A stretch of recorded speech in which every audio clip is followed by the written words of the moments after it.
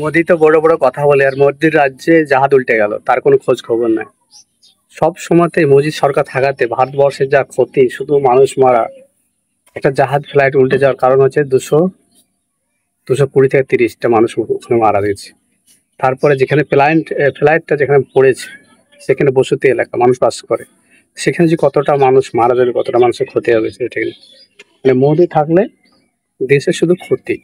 মানুষের সাথে মানুষের ঝামেলা, মানুষ মার্ডার করা, হিন্দু মুসলিমের ঝামেলা করে, হিন্দু মুসলিমের সাথে ঝামেলা করে, হিন্দু মুসলিম মারা, মানে শুধু অশান্তি, ঝামেলা, কাজে মারামারি, মুসলিমদের জায়গা দখল করা, মাদ্রাসা ভেঙে ফেলা, মানে ক্ষতির ওপর ক্ষতি। কোনো আজ অব্দি কোনো একটা উপকার দেখতে পারলাম না ওর কাজ।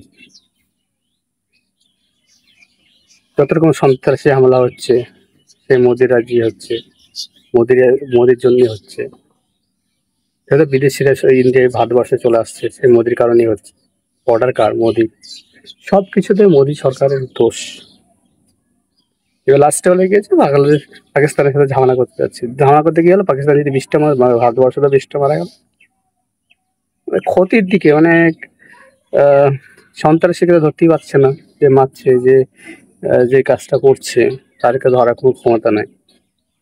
উল্টে কি ঝামেলা করতে যাচ্ছে, উল্টা উল্টা কথা বলতে যাচ্ছে, মানুষের সাথে মানুষ অশান্তি করছে, মানুষকে মারছে, দেশের মানুষকে মারছে, দেশের মানুষের সাথে অশান্তি করছে। কোথাকার মানুষ আসে, সন্ত্রাসীরা এসে আমাদের ভারতবর্ষের মানুষকে মেরে দিচ্ছে, দেশের মধ্যে দেশে অশান্তি লেগে দিচ্ছে, দেশের মানুষও বিদেশে সন্ত্রাসী এসে মারছে। এটা যে খুব দুঃখজনক যে ঘটনাটা ঘটেছে, যে 220টা যাত্রী নিয়ে লন্ডন যাচ্ছিল এয়ার ইন্ডিয়া ফ্লাইটটা। তো দুর্ভাগ্যজনক যে মারা গিয়ে ফ্লাইটটা ক্রাশ করে গেছে। আমি জানি না কি প্রবলেম ছিল, এয়ার ইন্ডিয়াটা বেঁচে খেলে আছে, আর ওই এয়ার ইন্ডিয়া এখন জান খাচ্ছে মানুষে। আর কি বলবো, ক্ষমতা আছে সারা জীবন থাকবে না, মরে হাড্ডি হয়ে যাবে, ওই ছাই হয়ে যাবে না। তো মোদি তো চোখ মুখ কিছু থাকবে না, সব ছাই হয়ে মাটির নিচে একদম মিশে যাবে।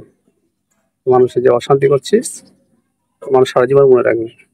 মানুষকে যে কষ্ট দিচ্ছিস, সারা জীবন মনে রাখবে। কিন্তু তো মরার পরে তোকে একটা ও সময় ভারতবর্ষ মাটিতে থাকবে না, ছাই হয়ে গঙ্গাতে চলে যাবে, মাছে খাবে। তাই শুধরে যা, মানুষের কাজ কর, মানুষের যেটা হেল্প হবে সেটা কর। এই যে এতদিন মানুষ মারা গেছে, তো একটা কাজে সাহায্য করবি না, আমি জানি।